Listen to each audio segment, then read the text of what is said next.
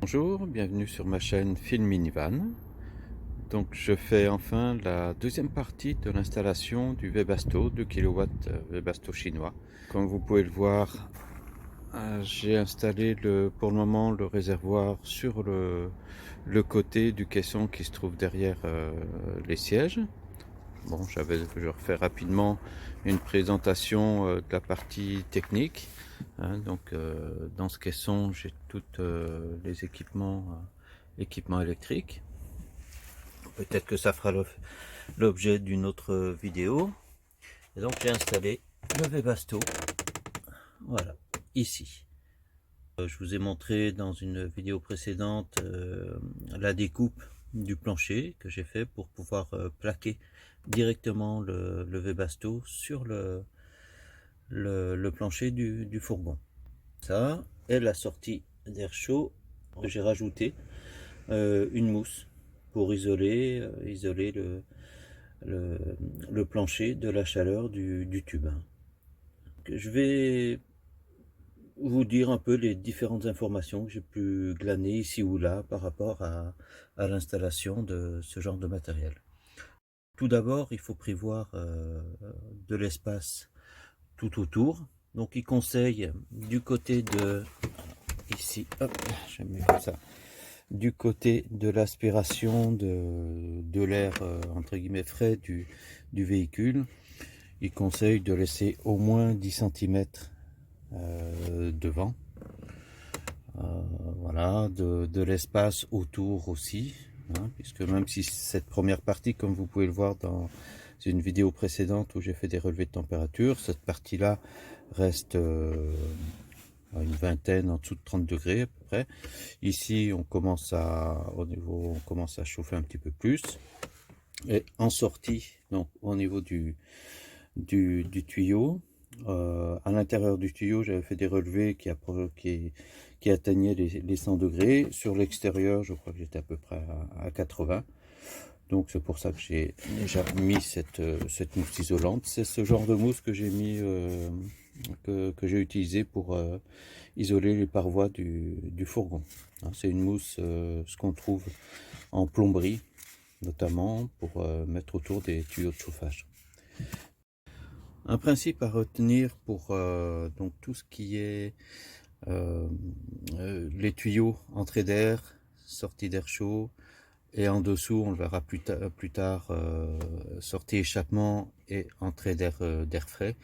Le principe à retenir, c'est que moins on aura de coudes, moins on a d'obstacles, mieux ce sera pour le Webasto. C'est pour ça qu'il faut qu'on ait quand même une certaine liberté devant l'aspiration ici. De même, éviter trop de coudes en sortie. Bon, là c'est simple, j'ai un seul tuyau. Je prévois éventuellement de rajouter le thé quand il fera très très froid, si je m'aperçois qu'il y a des endroits du fourgon qui ont plus de mal à chauffer, je répartirai mieux la chaleur comme ça. La chose à laquelle il faut veiller aussi au niveau de l'aspiration, c'est de ne pas avoir trop de saleté, puisqu'on est à ras du plancher, devant, qu'il n'y a pas de saleté, sinon tout ça partirait dans l'extérieur, je dirais, du moteur, de l'échangeur.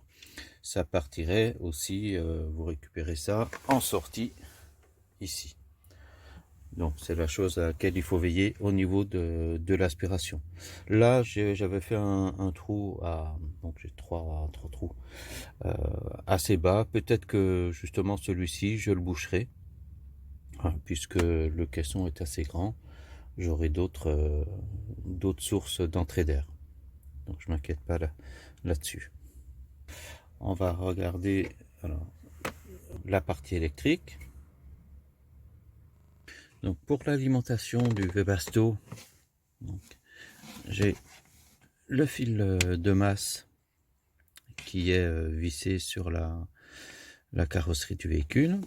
le fil rouge d'alimentation qu'on pourrait brancher directement sur la batterie parce qu'il dispose d'intégrer un porte-fusible avec un fusible 15 ampères. Comme j'ai expliqué dans une vidéo précédente, j'ai préféré le brancher, c'est pas pratique avec le soleil, j'ai préféré le brancher sur mon tableau de commande avec tous ces interrupteurs. Voilà. Ce qui me permet à l'aide aussi du contrôleur, du moniteur Victron Énergie, de savoir exactement voilà, ce que je consomme à l'instant T. Une autre raison pour laquelle j'ai préféré faire passer le fil d'alimentation par un interrupteur, c'est pour éviter, comme j'ai expliqué dans une vidéo aussi précédente, éviter une consommation, même si elle est minime, mais permanente. Donc moi je vous conseille voilà, d'avoir la possibilité de couper complètement l'alimentation du contrôleur du Webasto. Pour continuer sur la partie électrique, j'ai pu observer dans plusieurs vidéos que les personnes coupaient les câbles pour les faire passer, par exemple comme on le voit ici, dans un trou, parce qu'ils n'arrivaient pas à enlever les connecteurs. Hein. Il faut savoir en fait que tous les connecteurs peuvent se démonter. Il y a toujours alors c'est pas toujours facile, mais il y a toujours une astuce, un moyen de démonter le connecteur, ce qui évite de couper couper les fils pour les ressouder après, ce qui est pas beau et puis ce qui est pas pratique. Pour terminer sur la partie intérieure, cette fois à propos de la durite. Alors là, c'est du provisoire. J'ai commandé une durite renforcée. Voilà, donc lorsque je la recevrai, en fait, je la ferai passer, je la ferai pas monter comme ça, je la ferai passer par en dessous, hein, soit dans un tube encore de protection. Voilà. Donc j'attends cette pièce pour modifier ça. Donc avant de passer à la présentation de tout ce qui est en dessous du véhicule, hein, je viens de recevoir la nouvelle durite. Donc ça c'est la durite d'origine, hein, comme vous avez pu le voir dans la première vidéo. Voilà. Et donc je vous avais dit que j'avais commandé une durite renforcée. Donc en fait il y a une partie caoutchouc et une partie encore sur l'extérieur. Voilà, je préférais avoir ça surtout sur la partie qui passera en dessous du véhicule. Le seul petit inconvénient, si on va en trouver un, c'est que puisque ce n'est pas transparent, donc je ne vais pas voir éventuellement le carburant à l'intérieur. Donc j'installe ça et puis on va continuer la présentation. Donc voici mon installation avec la nouvelle durite, la durite noire que voici. Voilà. Donc je rappelle la règle générale au niveau de tout ce qui est tuyaux de sortie, entrée d'air, c'est d'éviter au maximum les coudes, donc tout ce qui pourrait freiner les gaz ou l'air, hein, qui réduirait l'efficacité du Webasto, de la combustion, ou ça augmenterait la pollution aussi. On a le tuyau noir, mon tuyau noir d'amener d'air, donc avec son filtre dirigé vers l'arrière, pas dans l'autre sens, et le tuyau d'échappement.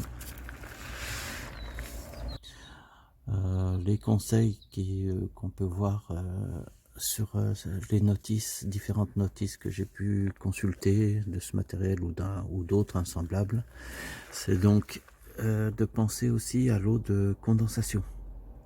Pour ça qu'il faut essayer d'avoir une bonne pente. Et au niveau du silencieux, donc ici En fait, cette petite boursouflure sert à l'évacuation de la condensation. Si pour une raison on est vraiment coincé, qu'on se retrouve avec des points bas, bah, il suffit de prendre une petite mèche et de faire un petit trou, hein, comme on le fait pour un silencieux de véhicule. Pour le silencieux ici, sur certaines notices, il préconisait soit de le mettre bien verticalement ou au maximum une inclinaison de 45 degrés. Voilà, a priori pas plat, pas plus. Voilà. Au niveau de la pompe à gasoil, qui doit avoir une inclinaison, en général on trouve 30 degrés d'inclinaison. Bon, le petit avantage de la mettre sous le véhicule, ça va être au niveau du bruit. C'est que lorsqu'il est à l'intérieur de l'habitacle, c'est plus bruyant. J'ai utilisé des passes câbles électriques pour les traverser de cloisons ou même, est-ce qu'on le voit? Voilà, ici. Voilà, les deux, le filtre à air et la sortie. Donc il préconise de mettre le silencieux vraiment vers l'extérieur pour éviter, diriger vers l'extérieur pour éviter une accumulation de gaz. J'ai sur YouTube, on a le témoignage d'une personne qui avait mis sa sortie plus à l'intérieur et qui, ben, ça déclenchait son détecteur monoxyde de carbone. Et lorsqu'il a vu ailleurs qu'il fallait vraiment le mettre vers l'extérieur, il n'a pas eu ce problème. Bon, ça veut dire qu'il y avait une entrée quelque part dans son plancher. J'en ai terminé avec la présentation de mon installation. J'espère qu'au travers de toutes ces petites vidéos, vous aurez trouvé des informations utiles. Merci en tout cas de les avoir regardées et à une prochaine fois. Au revoir.